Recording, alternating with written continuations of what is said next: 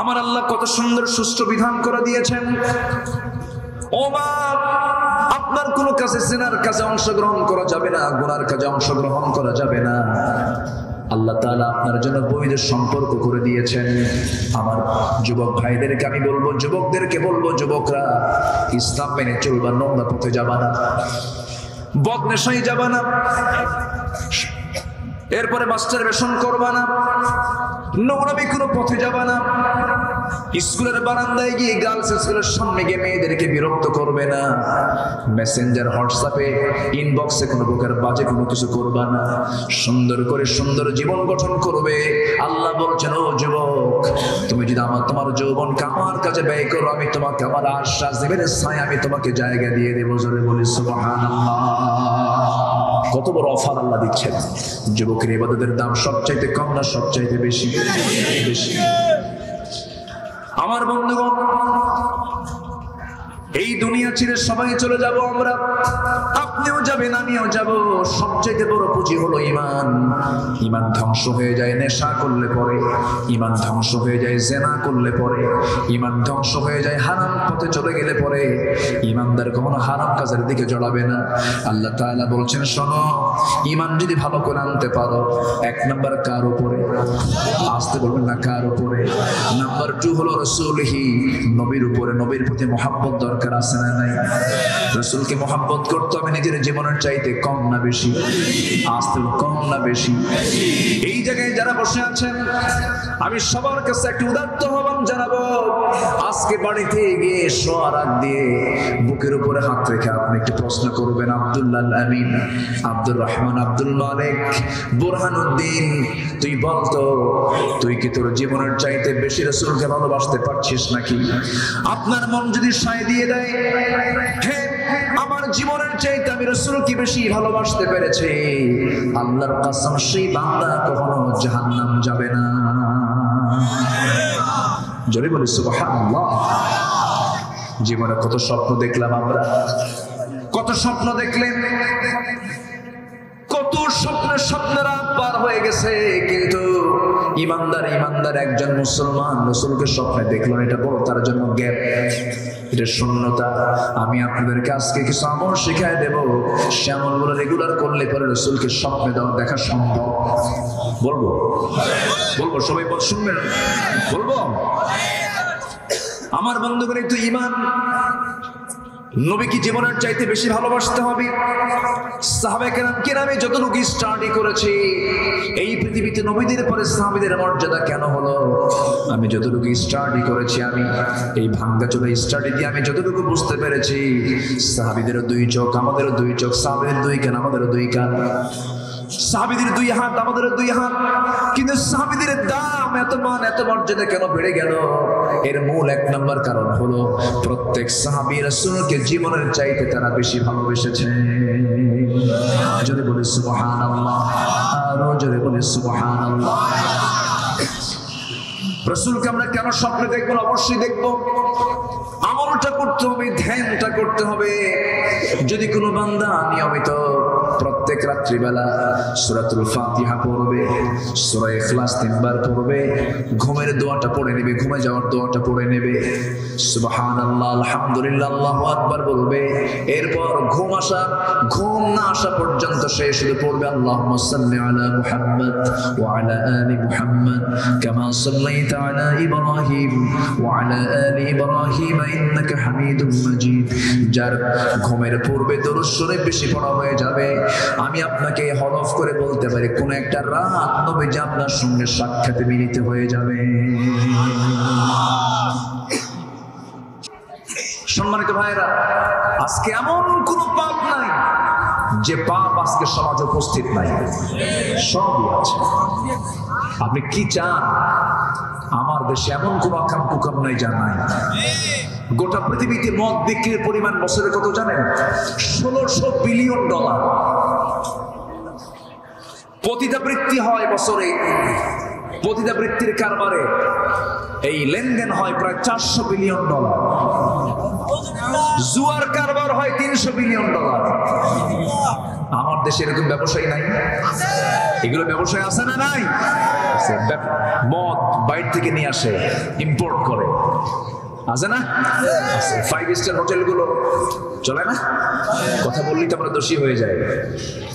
মদের বোতল নিয়ে কোনো আলেম বসে থাকে না।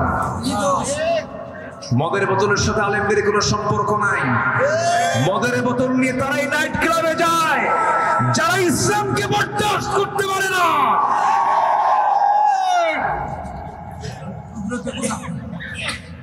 সম্মানিত ভাইরা, সম্মানিত বন্ধুগণ, একজন বলতেছে কি জানেন? কে যেন বললো এখানে, কোন এক আলেম মনে বলেছেন আমাকে, যে কে যেন এক যুক্তি দিছে এক নাস্তিক, যে জেনা করা যদি দোষ হয়, নারী পুরুষ বিয়ের আগে যদি সম্পর্ক করা যদি দোষ হয়, বিয়ের পরে তো ওই কামে হয়, তাহলে বিয়ের পরে দোষ হবে না কেন? দেখছেন ওই শয়তানটা কি করা দরকার বলেন? আরেকজন বলতেছে যে ওযু করতে হয় কেন? ওযু ভঙ্গ হয়ে গেলে। ওযু ভঙ্গ হয় কেন? পেশাব করলে পরে। কি পেশাবও পানি, ওযুর পানিও পানি। দেখছেন এগুলো কোনো কথা না কইয়া উল্টা দিকে 2 পা তুলে ঝুলাইয়া পিটানো দরকার। আল্লাহর আইন নমস্কার করো,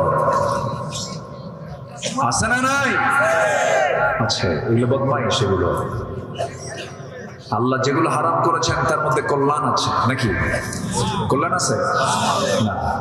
আল্লাহ যেগুলো হারাম করেছেন তার মধ্যে কোনো কল্যাণ নাই। আল্লাহ যেগুলো হালাল করেছেন তার মধ্যে কি আছে? কল্যাণ আছে। আচ্ছা, মেয়েদেরকে তালাক দিলে, আচ্ছা তালাক দেয় কে? স্বামী না স্ত্রী? ভালো করে কম। তালাকের অধিকার কার? বলেন, তালাকের অধিকার কার? এই ডিপার্টমেন্ট বইয়ের না তো। স্বামী দেবে তালাক, আর বিয়ের সময় অনুমতি নেবে। আগে অনুমতি দেবে কে? স্ত্রী দেবে। মেয়ে, মহিলা পক্ষ আগে দেবে। বিয়ের সময় মেয়ের রাইটস, আর তালাকের সময় স্বামীকে আল্লাহ তাআলা বলেছেন তুমি তালাক দেবে। এই তালাকের রাইটস যদি মেয়েদেরকে পাইকারি হারে দেওয়া হতো, সকাল বিকেলে যে কয়টা তালাক হতো আল্লাহ জানে। মেয়েরা কত কম কয় না বেশি কয়? আচ্ছা, কম কয় না বেশি কয়? পুরুষ কথা বলে 2000 শব্দ, মেয়েরা কথা বলে 3000 5000 শব্দ। কয় হাজার বেশি হবে? 3000-এর বেশি। বেগুন কিনছেন ভুল কইরা, পোকা বেগুন, বাড়িতে নিয়ে গেছেন, টের পান নাই। বটিতে কুর্তি নিয়ে যদি দেখে একবার পোকা বেগুন, ওই পোকা বেগুনের তফসির হবে 1 টানা 3 ঘন্টা।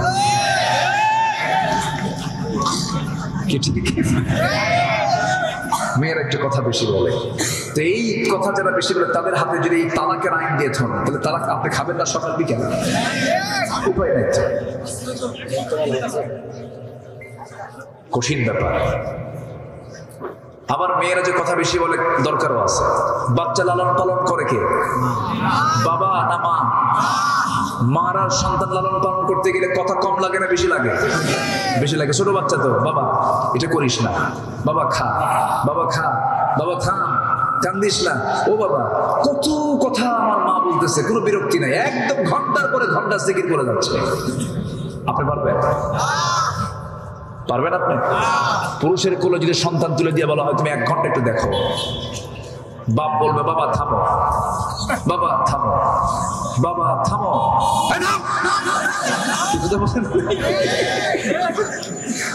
মানে কি? শুধু কি থাম কইছে না আসারও মারছে? শেষ।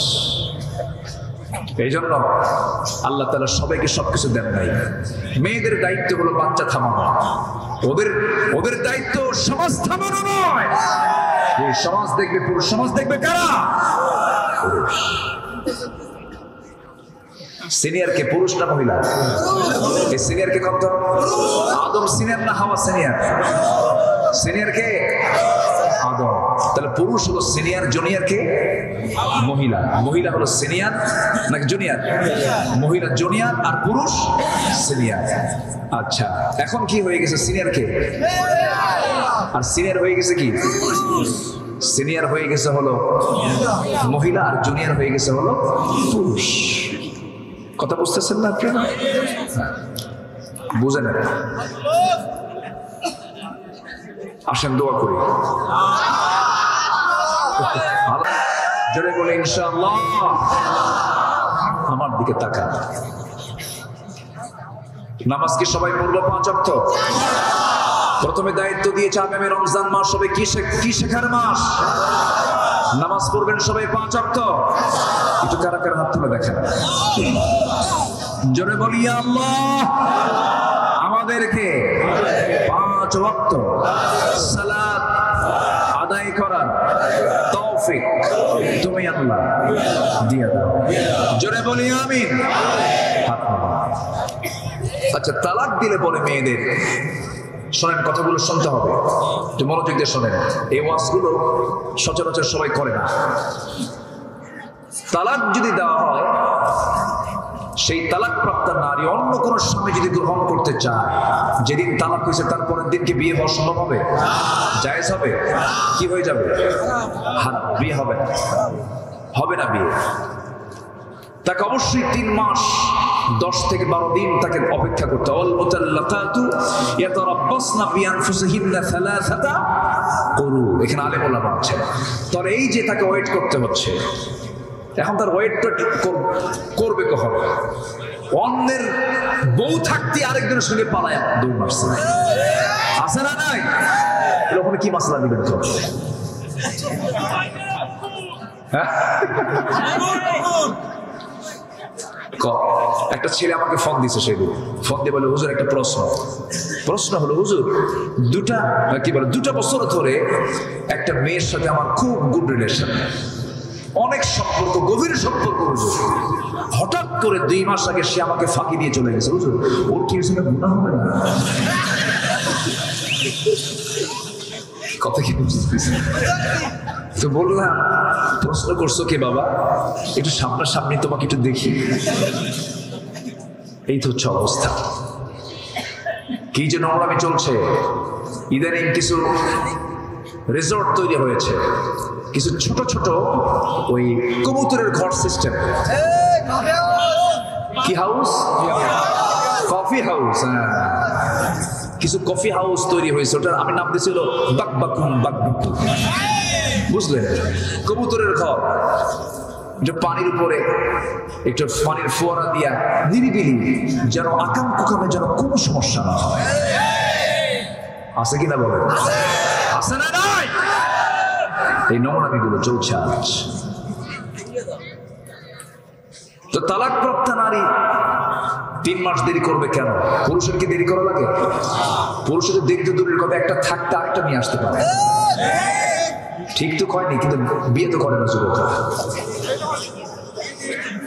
দেখছেন কয়েকজনকে বিয়ে দেয় না হুজুর। ভালো, স্পষ্ট বলেছ, এই জন্য তোমাকে ধন্যবাদ জানাই। ও আচ্ছা থাক। সম্মানিত ভাইয়েরা, বিয়ে করার দরকার আছে না নাই? আমাকে যে এটা আমার আলোচনার মোড় ঘুরে দিছে। প্রাপ্তবয়স্ক হওয়া সত্ত্বেও বিবাহ না করে বিভিন্ন প্রকার অনৈতিক কাজে লিপ্ত হয়, সে সম্পর্কে আলোচনা পেশ করুন হুজুর। এই জন্য একটু কথাটার প্রসঙ্গ চলে গেছে অন্যদিকে, এটা তাকা।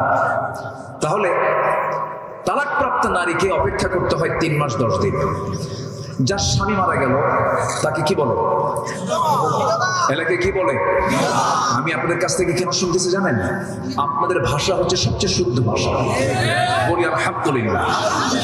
যশোরে কোনো কাহিনী নাই, অন্য কোনো আঞ্চলিক কোনো ভাষার কোনো কাহিনী নাই এখানে। একদম বই যে কথা বলে আপনারা মুখে সেই কথা বলবেন। বলি আলহামদুলিল্লাহ। এত বরকতি জেলা হলো যশোর, খুব সুন্দর ভাষা। আমি আপনাদের এই ভাষাকে খুব সম্মান করি, খুব সুন্দর করে আপনারা কথা বলতে জানেন। আল্লাহ আপনাদের কথার মধ্যে বারাকা দান করুন, জোরে বলি আমিন। বিধবা, অনেকদিন আগে এক ছেলে বলতেছে, হুজুর মোবাইলটা হেরেছে, আমি বিধবা হয়ে গেছি। অনেকের কাছে বইয়ের চাইতে মোবাইলের আকর্ষণ বেশি। আমি কি ভুল বলতেছি? বউ না থাক, মোবাইল না যাক, এত শক্তি মোবাইলে। এটা একটা মারাত্মক মারাত্মক একটা ভাইরাস। মার্ক জুকারবার্গ এই Facebook, YouTube, Line, Viber, WhatsApp, imo, Messenger, এগুলোতে যে কত যুবকের চরিত্র গেছে, কার বউ কে নিয়ে গেছে তার কোনো হিসাব নাই। ঠিক কি না? এই মিডিয়াগুলো, অতএব এগুলো ইউজ করার আগে আগে ঈমান কাঁচা দরকার না পাকা দরকার? ঈমান কাঁচা দরকার না পাকা দরকার? শিশুর হাতে যদি আপনি আপেল দেন আর একটা চাকু দেন শিশুর হাতে, ওকে আপেল কেটে খাবে না হাত কেটে খাবে? আজকে যুবকরা তাই করতেছে। ঠিক আছে আব্বা, যেটাই ব্যবহার করো আগে ঈমানকে মজবুত করতে হবে, ঠিক কি না? চুয়াডাঙ্গায় মাহফিল, এক মুরব্বী এসে আমার কাছে দোয়া চাই, হুজুর বড় মেয়ের জন্য দোয়া চাই, বিয়ে দিছে ঠাকুরগা। বললাম চুয়াডাঙ্গার মানুষ ঠাকুরগা কেন? এই 250 মাইলে বিয়ের ঘটককে হুজুর মোবাইল ঘটককে। বললাম মোবাইল কিনে দিলেন কেন? বলতেছে হুজুর কিনে কি দিতে চাইছি, এখন তো সব অনলাইনে ক্লাস। মেয়ে আমার সায়েন্সে পড়ে, বায়োলজির অনলাইন ক্লাস লাগে, ফিজিক্সের অনলাইন ক্লাস লাগে, কিন্তু ও যে আরেকটা অনলাইন খুলছে তা তো জানি না। চলে গেছে। অতএব এই ব্যাপারে সতর্ক প্রত্যেক গার্জিয়ানের হওয়ার দরকার আছে না নাই? আছে না নাই? সতর্ক থাকতে হবে। তাহলে বিধবা নারীর জন্য অপেক্ষা করতে হয় অন্য কোনো স্বামী গ্রহণ করতে কয় মাস? তালাকপ্রাপ্ত নারীর হলো 3 মাস 10 দিন। বিধবা নারীর কয় মাস? এখানে আলেম ওলামা আছেন, আরবাআতু আশহুরিন ওয়া আশরা। কোরআন বলে দিচ্ছে আরবাআতু আশহুরিন ওয়া আশরা, 4 মাস গুনে গুনে আরো 10 দিন। কেন?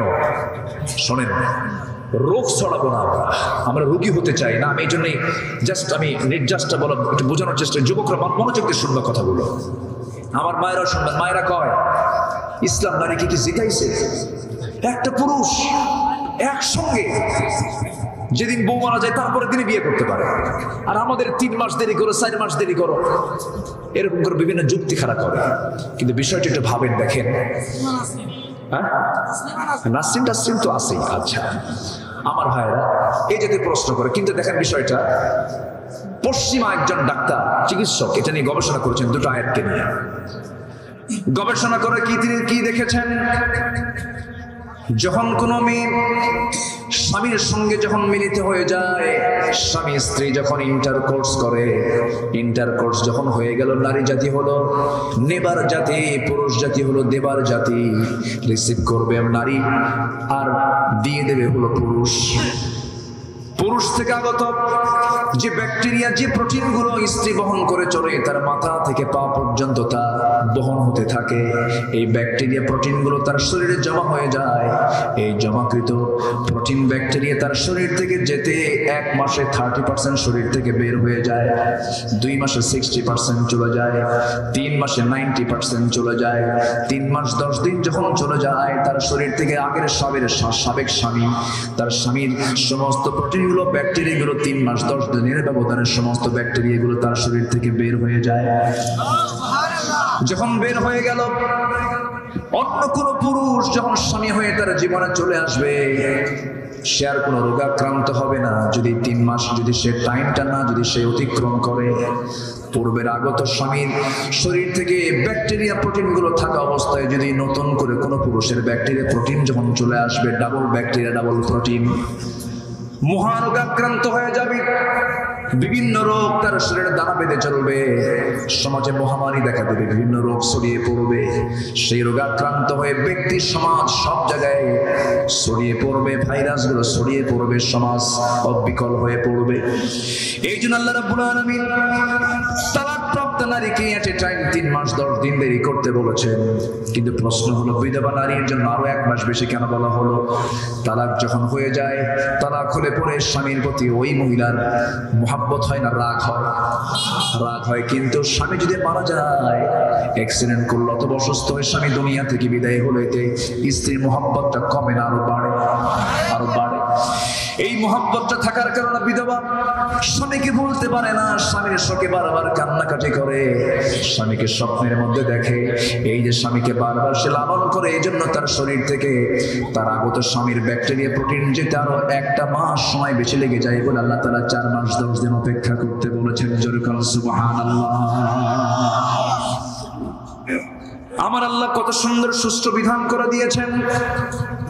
ও মা, আপনার কোনো কাছে জিনার কাজে অংশগ্রহণ করা যাবে না, গুনার কাজে অংশগ্রহণ করা যাবে না। আল্লাহ তাআলা আপনার জন্য বৈধ সম্পর্ক করে দিয়েছেন। আমার যুবক ভাইদেরকে আমি বলবো, যুবকদেরকে বলবো, যুবকরা ইসলাম মেনে চলবা, নোংরা পথে যাবা না, বদনেশাই যাবা না, এরপরে মাস্টারবেশন করবা না, নোংরামি কোনো পথে যাবা না, স্কুলের বারান্দায় গিয়ে গার্লস স্কুলের সামনে গিয়ে মেয়েদেরকে বিরক্ত করবে না, মেসেঞ্জার হোয়াটসঅ্যাপে ইনবক্সে কোনো প্রকার বাজে কোনো কিছু করবা না, সুন্দর করে সুন্দর জীবন গঠন করবে। আল্লাহ বলছেন, ও যুবক, তুমি যদি তোমার যৌবনকে আমার কাছে ব্যয় করো, আমি তোমাকে আমার আশ্বাস দেবেন, ছায়া আমি তোমাকে জায়গা দিয়ে দেবো। জোরে বলি সুবহানাল্লাহ। কত বড় অফার আল্লাহ দিচ্ছেন। যুবকের ইবাদতের দাম সবচাইতে কম না সবচাইতে বেশি? বেশি। আমার বন্ধুগণ, এই দুনিয়া ছেড়ে সবাই চলে যাব আমরা, আপনিও যাবেন, আমিও যাব। সবচেয়ে বড় পুঁজি হলো ঈমান। ঈমান ধ্বংস হয়ে যায় নেশা করলে পরে, ঈমান ধ্বংস হয়ে যায় জিনা করলে পরে, ঈমান ধ্বংস হয়ে যায় হারাম পথে চলে গেলে পরে। ঈমানদার কখনো হারাম কাজের দিকে জড়াবে না। আল্লাহ তাআলা বলছেন, শোনো, ঈমান যদি ভালো করে আনতে পারো, এক নাম্বার কার উপরে? আসতে বলবেন না, কার উপরে? নাম্বার 2 হলো রাসূলহি, নবীর উপরে। নবীর প্রতি মহব্বত দরকার আছে না নাই? রাসূলকে মহব্বত করতে হবে নিজের জীবনের চাইতে কম না বেশি? আসতে কম না বেশি? এই জায়গায় যারা বসে আছেন, আমি সবার কাছে একটা উদাত্ত আহ্বান জানাবো। আজকে বাড়িতে গিয়ে শোয়ার আগ দিয়ে বুকের উপরে হাত রেখে আপনি একটু প্রশ্ন করবেন, আব্দুল্লাহ আমিন, আব্দুর রহমান, আব্দুল মালিক, বুরহানুদ্দিন, তুই বলতো, তুই কি তোর জীবনের চাইতে বেশি রাসূলকে ভালোবাসতে পারছিস নাকি? আপনার মন যদি সায় দিয়ে দেয়, হ্যাঁ, আমার জীবনের চাইতে আমি রাসূলকে বেশি ভালোবাসতে পেরেছি, আল্লাহর কসম, সেই বান্দা কখনো জাহান্নাম যাবে না। জোরে বলি সুবহানাল্লাহ। জীবনে কত স্বপ্ন দেখলাম আমরা, কত স্বপ্ন দেখলেন, কত স্বপ্নের রাত পার হয়ে গেছে, কিন্তু ইমানদার একজন মুসলমান রাসূলকে স্বপ্নে দেখলো, এটা বড় তার জন্য গ্যাপ, এটা শূন্যতা। আমি আপনাদেরকে আজকে কিছু আমল শিখাই দেব, সে আমলগুলো রেগুলার করলে পরে রাসূলকে স্বপ্নে দেখা সম্ভব। বলবো সবাই শুনবেন, বলবো। আমার বন্ধুগণ, একটু ঈমান, নবীকে জীবনের চাইতে বেশি ভালোবাসতে হবে। সাহাবায়ে কেরাম যতটুকু স্টাডি করেছি, এই পৃথিবীতে নবীদের পরে সাহাবীদের মর্যাদা কেন হলো, আমি যতটুকু স্টাডি করেছি, আমি এই ভাঙ্গাচোরা স্টাডি দিয়ে আমি যতটুকু বুঝতে পেরেছি, সাহাবীদের 2 চোখ, আমাদেরও 2 চোখ, সাহাবীদের 2 কান, আমাদেরও 2 কান, সাহাবীদের 2 হাত, আমাদেরও 2 হাত, কিন্তু সাহাবীদের দাম, এত মান, এত মর্যাদা কেন বেড়ে গেল? এর মূল 1 নম্বর কারণ হলো, প্রত্যেক সাহাবী রাসূলকে জীবনের চাইতে তারা বেশি ভালোবেসেছে। যদি বলি সুবহানাল্লাহ, আরো জোরে বলি সুবহানাল্লাহ। রাসূলকে আমরা কেন স্বপ্নে দেখবো? অবশ্যই দেখবো। আমলটা করতে হবে, ধ্যানটা করতে হবে। যদি কোনো বান্দা নিয়মিত প্রত্যেক রাত্রিবেলা সূরাতুল ফাতিহা পড়বে, সূরা ইখলাস 3 বার পড়বে, ঘুমের দোয়াটা পড়ে নেবে, ঘুমে যাওয়ার দোয়াটা পড়ে নেবে, সুবহানাল্লাহ, আলহামদুলিল্লাহ, আল্লাহু আকবার বলবে, এরপর ঘুম না আসা পর্যন্ত সে শুধু পড়বে, আল্লাহুম্মা সাল্লি আলা মুহাম্মাদ ওয়া আলা আলি মুহাম্মাদ কামা সাল্লাইতা আলা ইব্রাহিম ওয়া আলা আলি ইব্রাহিম ইন্নাকা হামিদুম মাজিদ। যার ঘুমের পূর্বে দরুদ শরীফ বেশি পড়া হয়ে যাবে, আমি আপনাকে হলফ করে বলতে পারি, কোন একটা রাত নবীজি আপনার সঙ্গে সাক্ষাতে মিলিত হয়ে যাবে। রাসূল বলেছেন, যে আমাকে দেখে স্বপ্নের মধ্যে, সে আমাকেই দেখি। শয়তান সবার সুরত ধারণ করতে পারে, শয়তান সব জায়গায় ধোঁকা দিতে পারে, কিন্তু আমার চেহারায় কোনো ধোঁকাবাজি করতে পারে না। জোরে বলেন সুবহানাল্লাহ। আমরা শুধু এই রিজিক নিয়ে টেনশন করি। পৃথিবীর কোন প্রাণীর রিজিক নিয়ে কোনো টেনশন আছে? কোন পাখি কি হরতাল করে? কোন গরু ছাগলকে হরতাল করে? বনের কোন পশুকে হরতাল করে? কোনদিন কি দেখছেন যে সুন্দরবন থেকে হঠাৎ করে হাজার হাজার প্রাণী সব বাইরে এসে হরতাল করতেছে, খাবার নাই, খাওয়া আছে? এরকম আন্দোলন আছে? নাই। জলভাগের প্রাণী আছে, একটা প্রাণী আছে তিমি, সেই তিমির হাড়ের ওজন হলো 600 কেজি। হার্টের ওজন কত? হার্টের ওজন যদি 600 কেজি হয় তাহলে ওর ওজন কত? ওর গায়ের ওজন কত? 600 কেজি হার্টের ওজন। ওর হার্ট যে বিট হয়, হৃদস্পন্দন হয় মিনিটে 8 থেকে 10 বার। এটার মানে হার্ট বিটের যে আওয়াজ, এই আওয়াজ শোনা যায় 4 থেকে 5 মাইল দূর থেকে। যেরকম সুবহানাল্লাহ। সাগরের মধ্য দিয়ে যখন তিমি ঘুরে ফিরে বেড়ায় 3-4 মাইল দূর থেকে শোনা যায় যে এই দিক থেকে তিমি আসতেছে। ওর হার্টের আওয়াজের ওজন, আওয়াজ মানে হার্টের যে স্পন্দন হয় তার আওয়াজ। আল্লাহু আকবার। এত বড় প্রাণী এই তিমি প্রত্যেক দিন তার বাচ্চাকে দুধ খাওয়ায় 50 থেকে 60 মণ। কেউ তো সুবহানাল্লাহ কইলেন। কে খাওয়ান? বাবুই পাখি বাসা বাঁধে কোন গাছে? তাল গাছে। বাসাটা দেখছেন তো সবাই, কি দুর্বল না মজবুত? মজবুত। সিডর, আইলা, আমপান, তারপর কি নার্গিস, ফণি, মহসিন, হ্যাঁ এত কিছু হয়ে যায়। আমার আপনার বাড়ি ঘর সব উপরে চলে যায়। কত ধ্বংসলীলা হয়ে যাচ্ছে বাবুই পাখির ওই আবাসস্থল। তাল গাছও ঠিক আছে, ওর বাড়িও ঠিক আছে।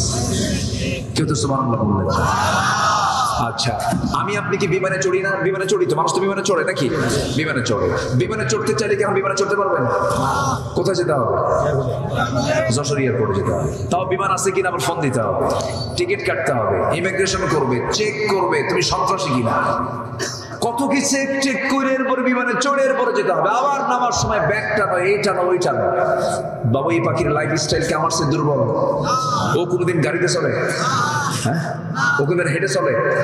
হাঁটেও না, গাড়িতেও চড়ে না, নৌকেও যায় না, নৌকে চড়ি না। ও চড়ে কোথায়?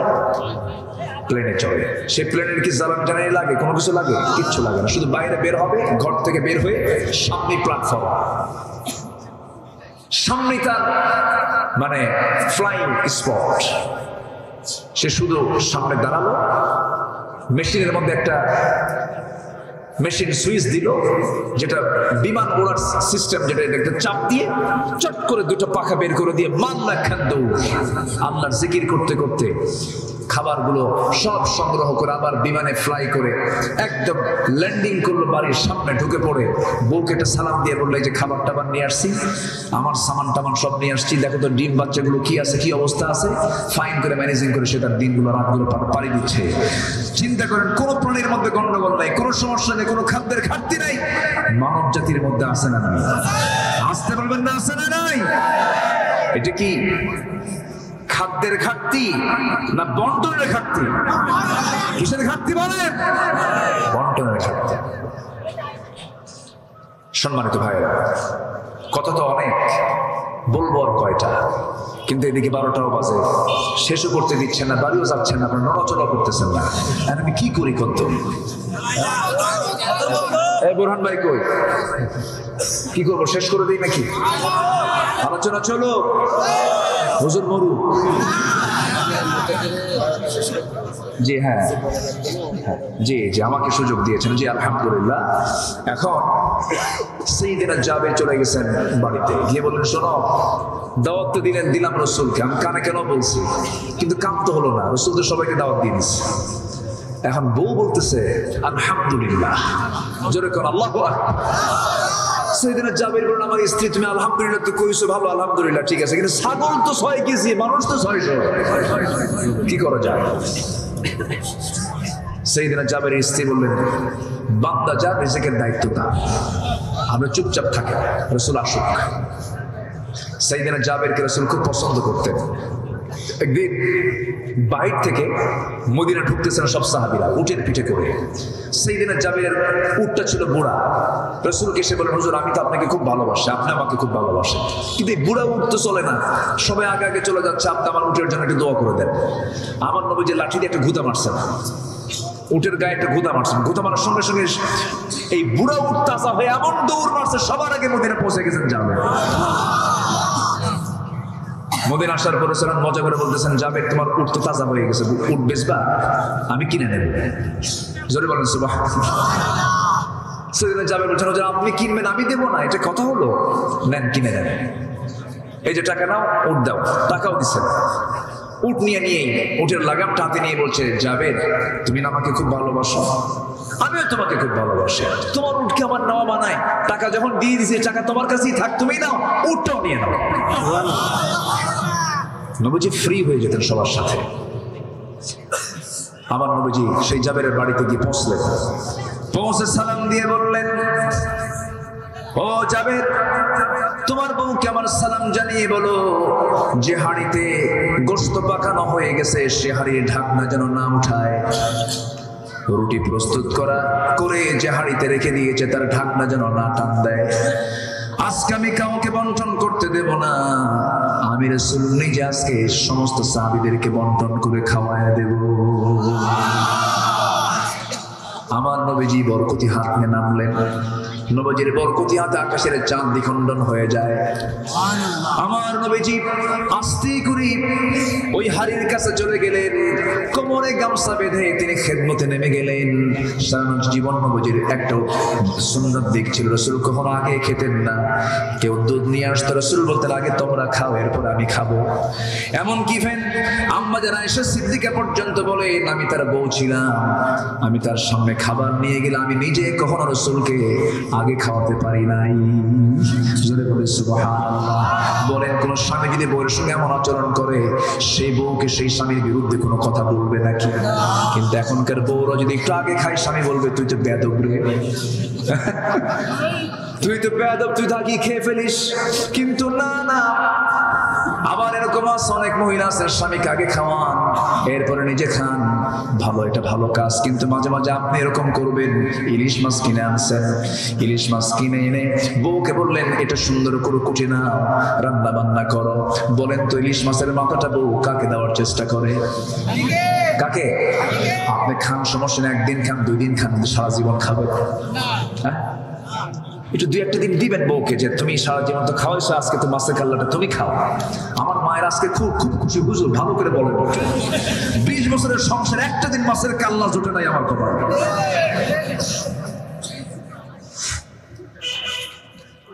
আমার বন্ধুগণ, নবীজি আমার করলেন কি, হাড়ির কাছে চলে গেলেন।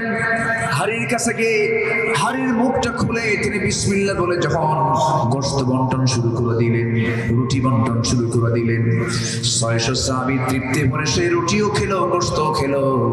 কিন্তু সেই সাহাবী জাবিরের বাড়ির হাড়ির গোশত, হাড়ির রুটি এক চুল পরিমাণ কমে নাই। জোরে বলেন সুবহানাল্লাহ। রিজিক দেওয়ার মালিককে, আসতে বলেন রিজিক দেওয়ার মালিককে।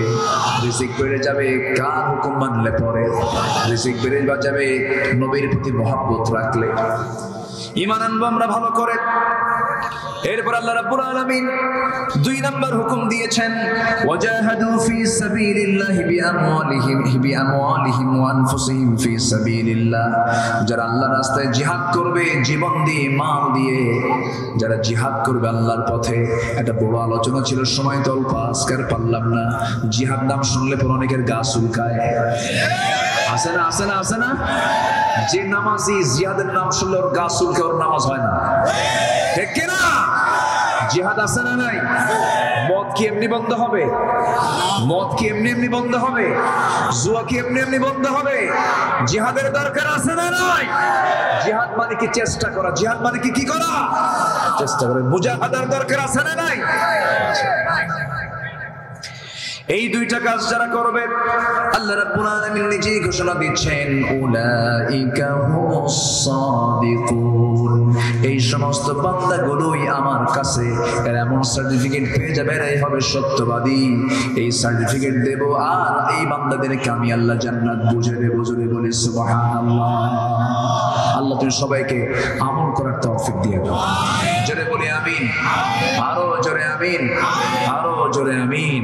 আসুন দোয়ার মধ্য দিয়ে আমরা শেষ করে দেব আজকের মাহফিল। যতটুকু হয়েছে বলে ফেলি আলহামদুলিল্লাহ। সবাইকে অসংখ্য ধন্যবাদ জানাচ্ছি মাহফিলকে সাকসেস করার জন্য। কেউ ওঠেন নাই, বসেছিলেন। এখন শেষে আমরা দোয়া করে যাব। দোয়ার দরকার আছে না? একটু নামাজের মতো করে বসেন, আমরা আল্লাহর কাছে চাই।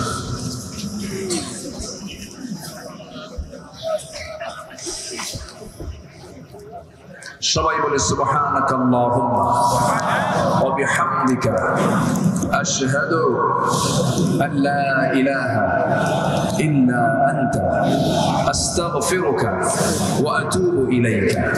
একটা হাদিস শিখাই দে, হাদিস শোনায় দে। এই ইউটিউবাররা কি বন্ধ করুন, অস্ত শেষে হয় না। একটা হাদিস শোনায় না, এই বসেন বসেন বসেন না কেন? নামাজের সুরতে বসেন, সবাই নামাজের সুরতে বসেন, নামাজের মতো করে বসেন। হাদিসটা হলো, ফজরের সময় যখন হয়, শয়তান প্রত্যেকটা বান্দাকে 3টা গিট মারে। কয়টা গিট মারে বলেন? আবার বলেন কয়টা গিট মারে? 3টা। এই 3টা গিট ছুটাতে হলে 3টা কাজ করতে হবে ওই সময়। এবং তাই সে বলে আলাইকা লাইলুন তাওয়িল, তোমার জন্য আজকের রাতটা অনেক লম্বা, এটা বলে দেয়। আর বলে ঘুমাসো। ওই ফজরের সময় 3 গিট যে শয়তান লাগায়, এই 3 গিট লাগানোর, এই 3 গিটকে দূর করার উপায় হলো 3টা। নাম্বার 1, হাদিস আসছে, রাসূল বলেন যদি সে তখন ঘুম থেকে শক্তভাবে উঠে দাঁড়ায়, একটা গিট ছুটে যায়। সুবহানাল্লাহ বলবেন না? আচ্ছা, নাম্বার 2 হলো যখন সে ওযু বানায়, আরেকটা গিট ছুটে যায়। জোরে বলে সুবহানাল্লাহ। যখন সে নামাজে দাঁড়িয়ে যায়, আরেকটা গিট ছুটে যায়। আমি কি ফজর করবো না ইনশাআল্লাহ? শয়তান গিট মারে কয়টা? এই 3টা গিট ছুটানোর উপায় হলো ওঠা, ওযু করা, নামাজে দাঁড়ানো। যদি এই কাজটা যদি বান্দা ফজরের সময় করে, সারাদিন শয়তান ওর কাছে চান্স পায় না। আল্লাহ কবুল করুন। ফজর হবে তো সবার ইনশাআল্লাহ? বুঝলেন ভাই? দোয়া জনগণ সারে না, দেখেন কেউ জানাতে, কিন্তু উপায় তো নাই, রাত তো হয়ে গেছে। আর একটু চালাবো? যা হয়েছে ফজর করবো না আমরা ইনশাআল্লাহ। আমি তো একটা হাদিস বলে দিলাম যে আমি দোয়া চাই সবার কাছে, সবাইকে আমার জন্য দোয়া করবেন। আমিও দোয়া করি আপনার জন্য। আমার বোরহান ভাই 2 বছর যাবত উনি চেষ্টা করছেন আমাকে এখানে নিয়ে আসার জন্য। আমার খুব শখ ছিল এখানে আসি, আমি খুব খুশি হয়েছি। আপনারা কি খুশি হয়েছেন তো নাকি? আমিও খুশি হয়েছি। খুশি হওয়া দরকার, বাকি কাজ সব খুশিতে আল্লাহ যেন খুশি হয়ে যান। যদি বলি আল্লাহুম্মা আমিন। জি দোয়া, আল্লাহুম্মা আমিন। ربنا ظلمنا أنفسنا وإن لم تغفر لنا وترحمنا لنكونن من الخاسرين। গভীর রাত, নিঝুম রাত, ঝিমানো রাত্রিতে চাঁদের মতো হাজারো মুসলমান নারী নিয়ে তোমার কালামের 2-3টা আয়াতকে সামনে রেখে যৎকিঞ্চিত কিছু কথা বলার চেষ্টা করেছি। গুনার বোঝা মাথায় নিয়ে কান্দেল ফিকিরের মতো 2টো হাত পেতে আছি। আল্লাহ, গুনার দিকে নজর দিও না, বান্দা মনে করে তামাম জীবনের গুনাহগুলোকে মাফ করে দাও। জনম দুঃখিনী মা, জনম দুঃখী বাপ জান যারা চলে গেলেন, জিন্দেগির গুনাহগুলো মাফ করে দাও। কবরগুলোকে জান্নাতের টুকরা বানায়া দাও। আব্বা আম্মার জন্য কি দোয়া তাও শিখিয়ে দিয়েছো। দিল থেকে আওয়াজ দিয়ে সবাই বলুন রব্বির রহমহুমা কামা রব্বায়ানি সগীরা। রব্বির রহমহুমা কামা রব্বায়ানি সগীরা। বিশেষ করে মাহফিলের আয়োজন যারা করলেন, শোনার জন্য যারা আসলেন, বিনিময়ে কিয়ামতের দিন, মুসিবতের দিন মাহফিলটাকে সবার জন্য নাজাতের মাধ্যম বানায় দিও আল্লাহ। আল্লাহ তাআলা গোটা পৃথিবীর মুসলমানদের জন্য দোয়া করে 180 কোটি মুসলমানের পায়ের তলায় আজকে মাটি নাই। তোমার কাছে ফরিয়াদ করে মেহেরবানি করে তুমি আল্লাহ মুসলমানদের জন্য একটা ওমর পাঠায়া দাও। বাইতুল আকসাকে তুমি আল্লাহ মুসলমানদের হাতে তুলে দাও। আল্লাহ, আমরা পাখিকে হারিয়ে ফেলেছি। কোরআনের যে পাখিটা আমরা হারালাম, কত বড় সম্পদ আমরা হাতছাড়া করে ফেলেছি। আল্লাহ গো, মেহেরবানি করে তোমার কাছে প্রার্থনা করি, জান্নাতের উচ্চ মাকাম তুমি আল্লাহ তাকে দিয়ে দাও। ও আল্লাহ, তোমার বান্দাগুলো আমিন আমিন করে। কারো মা নাই, কারো বাবা নাই, কারো ভাই নাই, কারো বোন নাই, কবরস্থ হয়ে গেছে। আল্লাহ মেহেরবানি করে যার যা চাওয়া মেহেরবানি করে পাওয়া করে দিও। মৃত আত্মীয় স্বজনের কবরগুলোকে জান্নাতের টুকরা বানায়া দাও। আমার বোরহান ভাইকে কবুল করো, সন্তানদেরকে কবুল করো। সবার নাম তো আমার জানা নেই, যার যা চাওয়া তুমি আল্লাহ মেহেরবানি করে পাওয়া করে দাও। দুনিয়া থেকে কোন দিন বিদায় নেব জানি না, ডান হাতে আমল নামা না আসা পর্যন্ত আমাদের মরণ দিও না। ও আল্লাহ, তোমার বান্দাগুলোকে নিয়ে হাত তুলেছি, এই দোয়া আমার জীবনের শেষ দোয়া হতে পারে, এই চাওয়াটা আমার জীবনের শেষ চাওয়া হতে পারে রে। কি কখন চলে যাবো জানি না রে, মরতেই যখন হবে শহীদ মৌত কপালে জুটাইয়া দিও। ও আল্লাহ, তোমার কাছে ফরিয়াদ করি, তোমার পছন্দের বান্দা না হওয়া পর্যন্ত আমাদের কাউরে মরণ দিও না। আল্লাহুম্মা হাসিবনি হিসাবান ইয়াসীরা ইয়া মুকাল্লিবাল কুলুব সাব্বিত কলবি আলা দীনিক। দুনিয়া থেকে কোন দিন বিদায় নেব জানি না, তবে যেদিন মরে যাব রে, টান মেরে ঘর থেকে বের করে দেবে, জীবনের শেষ গোসলটা হয়ে যাবে রে, মরা মুখ সব দেখে দেখে চলে যাবে, বউটা চাপা কান্নায় ভেঙে পড়বে রে, সন্তানগুলো হাওয়া করে কাঁদবে, বাড়িটা শোকের বাড়ি হয়ে যাবে, সব এসে কান্নাকাটি করে আকাশ বাতাস ভারী করে ফেলবে। আমার মরা লাশ ঘর থেকে বের করে দিয়া জীবনের শেষ গোসলটা করাইয়া দিয়া রে, জানাজা শেষ করাইয়া দিয়া কবরের দিকে নিয়ে চলে যাবে, কবরে শোয়া দেবে রে, বাঁশ চাপা দেবে, মাটি চাপা দেবে, 24 ঘন্টা যাবে না, মাথার চুলগুলো খসে খসে পড়বে, 3 দিন যাবে না, চামড়াগুলো সব পোকার পেটে চলে যাবে। যে পোকাকে দেখে ভয় পেতাম, সেই পোকার রাজত্বে চলে যাবে আমার দেহ, 7 দিন লাগবে না, পেটের নাড়ি ভরে সব চোখ মুখ কান নাক দিয়ে বের হওয়া শুরু হয়ে যাবে। মাত্র 3টা মাস কবর যদি খনন করা হয়, কয়েকটা হাড় ছাড়া আর কিছুই খুঁজে পাওয়া যাবে না রে। কত স্বপ্নের দুনিয়া ভাবি আমরা, সে অন্তিম মুহূর্ত সবার সামনে যেদিন আসবে রে, সে অন্তিম সময়ে সবার জবানে জারি করে দিও লা ইলাহা ইল্লাল্লাহু মুহাম্মাদুর রাসূল।